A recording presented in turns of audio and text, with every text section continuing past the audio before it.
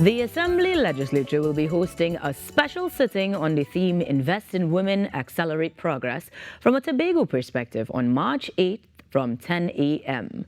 The House will consist of 19 assemblymen and all female from across Tobago. To explore this more, we are joined this morning via Zoom by Ms. Sophia Cooper, the Special Program Coordinator of the Assembly Legislature for the THA, and Ms. Denisha Manning, the founder of Chillin with Positivity, as Denisha will be representing her NGO as a minority leader at the annual Assembly Legislature debate. Ladies, welcome and good morning. Thank you so much. I am thrilled to have you join us and lead this conversation because this is pretty dynamic. 19 assemblymen, all female from various walks of life, as you were describing, Ms. Cooper, exploring that theme of investing in women to accelerate progress. Tell us a little bit about the assemblymen that will be having this debate. It's under an initiative we call the People's House. So it's the second annual International Women's Day debate. But interestingly, we launched the People's House last year at the sitting. And so what we want to do is to continue to have members of the public participate in their own democracy. So here we have the theme for this year, which is Invest in Women, Accelerate Progress. So all these women are going to come with their different viewpoints, of course, representing NGOs, constituencies, as well as entrepreneurs to talk about what it means to access financial support. And in particular, how does financial literacy play into that? Well, Ms. Cooper, you certainly demonstrate that inclusion, the overall theme of this year's International Women's Day, as you have persons from all sorts of lengths adding to the conversation. One of them is Denisha, and as a 23-year-old youth and mental health advocate, your perspective is going to be integral because no matter what we are doing in life, Denisha, I'm sure we all need to prioritize our mental health. Tell me a little bit about what you're looking forward to contributing in this dialogue. Well, I am looking forward to mostly my opinion in all of this. The most important thing in democracy is letting your voice be heard, and it's important to show persons your point of view. And my most important thing about this debate is telling persons or telling Tobago and Trinidad how important it is to be a woman and our perspective in all of this. Beautiful stuff. Now, Ms. Cooper, coming back to you, this being the second one, there had to be some takeaways, some learnings, if you will, from the very first venture that we would like to see improved upon or expanded upon. Give us a little bit of a recap of the previous, the inaugural, if you will, debate and what it yielded. One of the objectives we'd like to see is how do we integrate public participation into the overall roles and functions of the legislature. Yes, we know that people elect representatives in Tobago. The THA election is every 4 years, national elections every 5 years. And we understand how important that is. But in the intervening years, we want to give people space to still voice their opinions. And while we have representatives, we also want those issues that fall between the cracks to come to the surface. So when we had the first International Women's Day debate, we asked the members of the Assembly to select somebody from their constituency. That would be 15 elected members. There are 4 councillors, and so we opened that number up to various NGOs. What we found is that a lot of people are quite interested in taking up this opportunity. So this year, we opened it up even more by giving anybody an opportunity to register and indicate their interest. And then we provided the training in parliamentary procedures and helped them in terms of providing experts in the area of financial literacy and also to assist them with research and putting together their presentation. So a lot of these women have never done this before. Some of them, they have done this before. So it's really a nice mix, and I'm so excited to see what they're going to bring on Friday. I think it's going to be great. I share your excitement.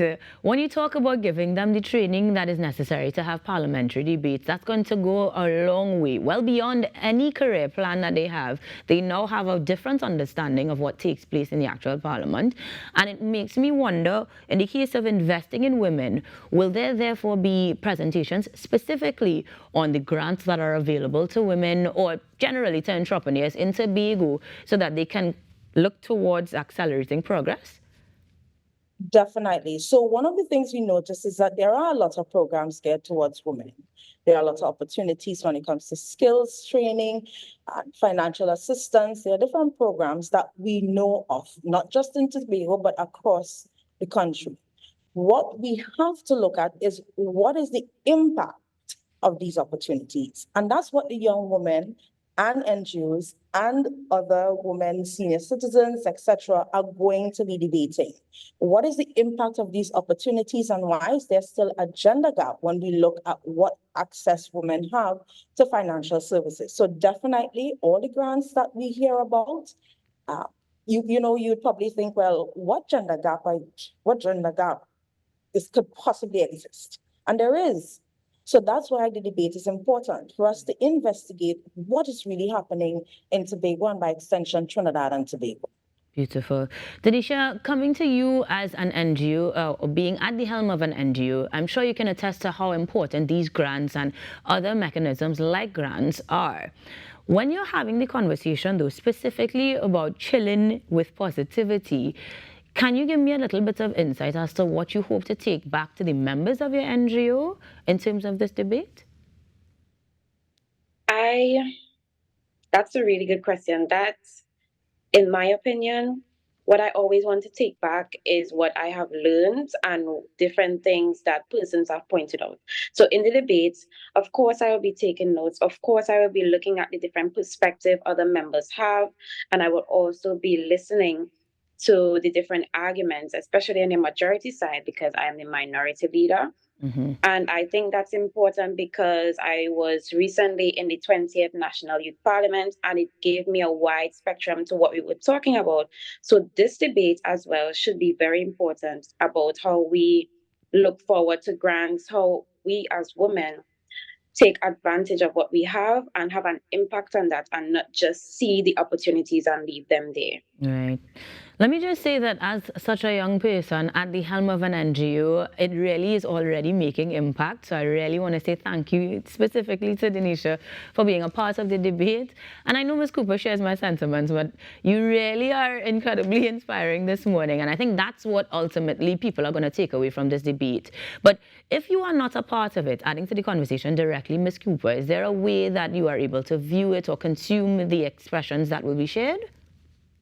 Certainly. So our Facebook Live is done for all sittings, whether it's a special sitting or a regular sitting. And we do leave the chat component of it open because while we understand some people get very excited online with their comments, we don't want to censor to the point where democracy and freedom of the speech is stifled.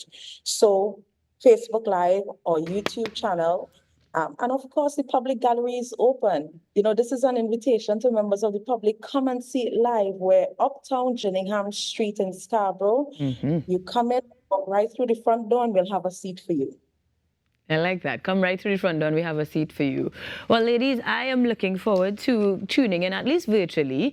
And in terms of the celebrations for International Women's Day, is there any particular website, Instagram page, or anything like that we can look forward to see the outcomes of this debate? Definitely. So we do have a website. It's TobagoLegislature.org, where we have all our updates, information about members, and this is something that I really want people to remember. We have an e-petition system. So even if you're not part of the debate, but you have an issue that's really burning and you want somebody to pay attention, log on to TobagoLegislature.org and take part in the discussion by launching your own e-petition. That's lovely. Now, be careful what you wish for. You might get too many to handle. But at the end of the day, I'm sure it's going to be beautiful information to take away to help shape better conversations and future debates, not just for International Women's Day, but beyond, I assume. Yes. Now, Denisha, any closing thoughts as we get ready for International Women's Day? I would like to tell the people of Trinidad and Tobago, take advantage of any step that you have. Anything that someone asks you about, that's a great opportunity. No matter how much um, experience you have, or you have the experience already, say yes. Say yes to it and keep getting more experience, keep learning, always build your knowledge. I love that. And that is a powerful way to end the conversation with two dynamic ladies who are going to be part of the second annual International Women's Day debate in Tobago. Thank you to Ms. Sophia Cooper, the Special Program Coordinator of the Assembly Legislature over there at the THA, and to Denisha, who is at the helm of Chillin with Positivity, Denisha Manning, the founder of Chillin with Positivity. Thank you, ladies, for joining us. And thanks for having us. A pleasure, a pleasure. Inspiring.